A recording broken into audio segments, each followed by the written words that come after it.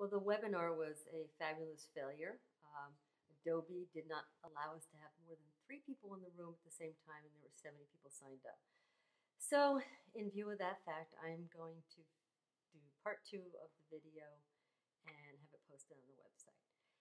In the last video, we ended it at weaving a couple rows of fiber, and I showed you how to weave a row of beads. This video, I'm going to show you how to take it off. I'm going to explain to you how to take it off the loom and how to finish it. I'm going to minimize the visuals because I'm discovering that with my Mac camera in just one place, it's kind of hard to show you things. However, to begin with, I'm going to show you a piece that's it's not finished, but it's fairly far along, so you can see what it looks like to have the fiber and beads woven in. I just did straight lines.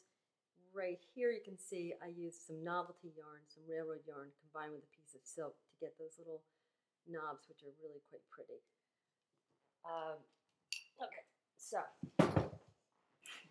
I have finally gotten together the kits for the tapestry cuffs, and I'm going to show you what's included in the kit. First of all, these rather lovely yarns, a bunch of them. They're silk and rayon and novelty yarns and cotton, pearl cotton, and some of it's hand dyed and hand spun by me, so it's quite fun. The kit also comes with the 1-inch cuff, and by the way, we now sell all 3 cuffs on the website. We have the large, the littlest one, 3/4 of an inch, 1 inch, and 1.5 inch. The cuff comes with a spool of Ceylon 135 microcord, which is their second skinniest, or their second thickest. There's one thinner. We're selling this with the kit, but we're also selling these 2 colors on the website. We will be getting a bunch more colors pretty soon.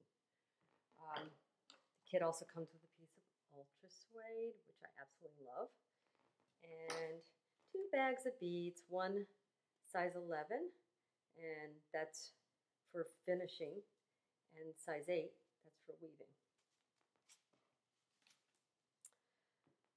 Okay, so what's going to happen? You're going to weave your piece until it is about 7 inches high.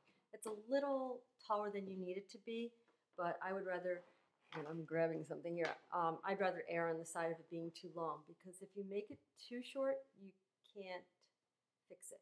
I did that first couple ones I made too short, and I tried to add on beads or whatever, and it didn't work.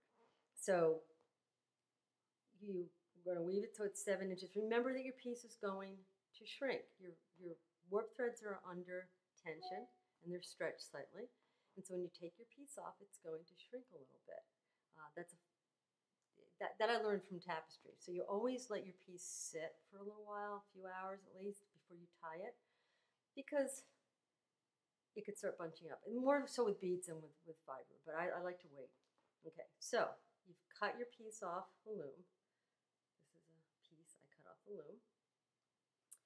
And you're going to tie overhand knots with pairs of warp threads on both ends. See, overhand knots. Overhand knot is when, I'll show you an overhand knot. This is how you do an overhand knot. An overhand knot is when you take your string and you tie it around itself like this. Now, the problem with overhand knots is they like to land where they want to land. So what you do is you put a brick on one side of your piece, you weight it somehow, and then you get yourself, I don't have an example of one here, but a tapestry needle or a fairly thick needle, or you could use anything, really, anything that's pointy. So, and you stick that needle in the knot. Here, let's say this is a knot here. Okay, here's your knot. And you stick the needle in, and you push on that knot toward the weaving itself, so that you're pushing the knot so it's close up to the weaving itself.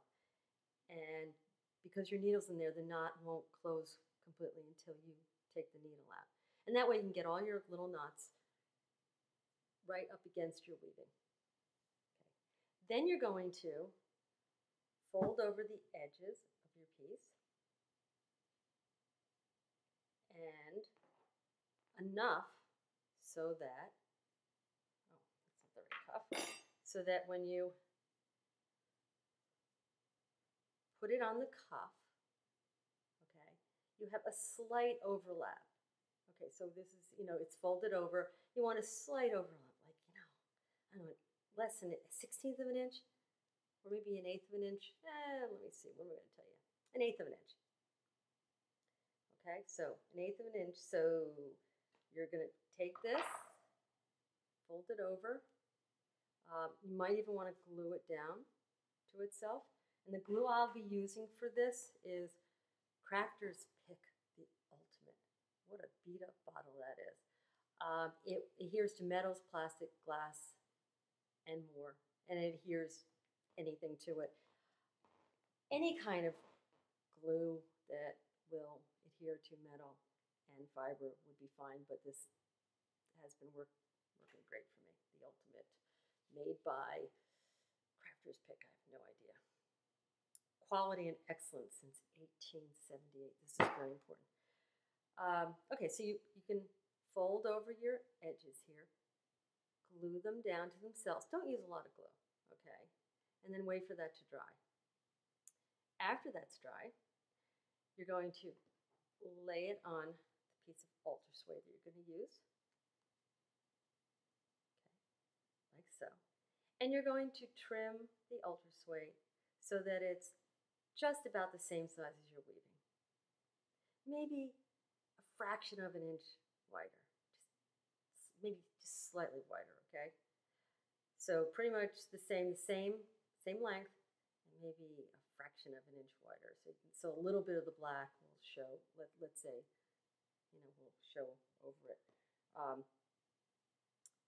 This is a good example. This piece, it's not long enough, but this piece would be pretty good sizing for that. Can you see? Okay, so now you want to make the piece as long as your tapestry. However, you're going to be trimming it a little bit because the altar suede is going to be on the inside of the cuff, and it's not going to take up as much length as the tapestry, which is on the outside. So the next thing you're going to do is, once you don't even have to wait for this to dry, the edges to dry. It's fine because you're just going to be gluing them again.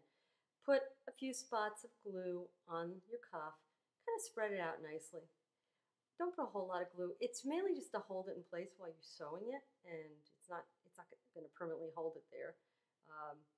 You could theoretically not even use glue, and then you're going to take your piece with obviously the folded edges on the inside, and you're going to glue it.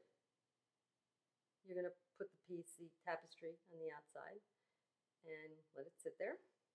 It'll just hold fast right away, but you're obviously going to do a lot more to it. And then you're going to put glue. I didn't put glue on this, that's why it's coming off. I'm going to put glue on the inside of the piece. I'm going to take off the tapestry just to show you, and put the altar suede inside.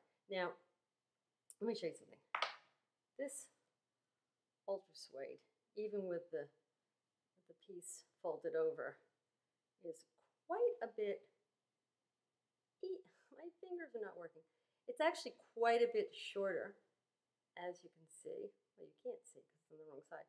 It's quite a bit shorter than the piece on the outside because it doesn't have to go the same distance.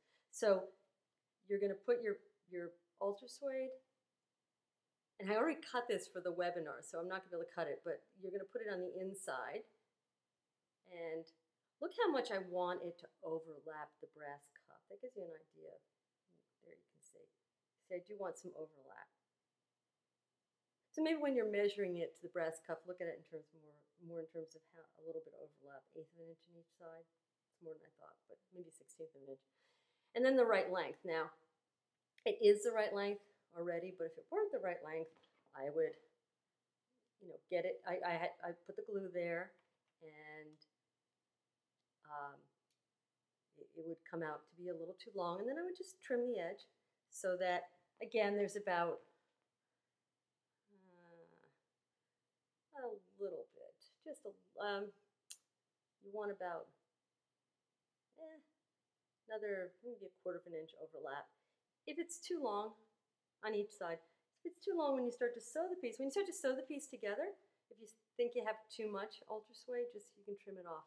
You'd rather have too much than too little. Okay, so then basically you've got your piece with the ultra suede inside, glued on, the tapestry on the outside, glued on, and you don't even really have to wait. I mean, remember your goal is this. This is a thicker brass cuff. So the 11-0 beads are what I use to sew around the edge. Oh, but first, before you sew around the edge with the beads, no, actually, I'm getting ahead of myself. Yes, you use the beads to sew around the edge and hold it in place. So you would get a length of beading thread, seal-on beading thread is what I use, and bury the knot in between the tapestry and the brass so you can't see it. And then you're going to pull it out here, out of the tapestry. You're going to put on 3 beads, and then you're going to sew up through the ultra suede and up through the tapestry.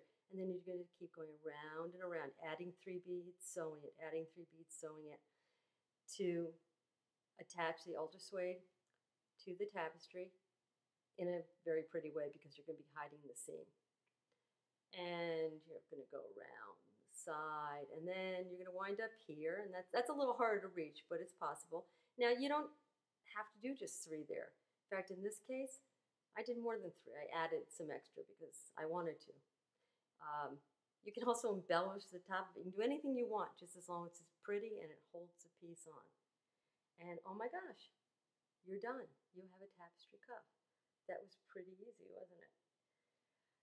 So, have a lovely day and enjoy weaving this piece. And please send us email pictures of your tapestry cuff. We want to see what you're doing. Thank you so much. Have a great day.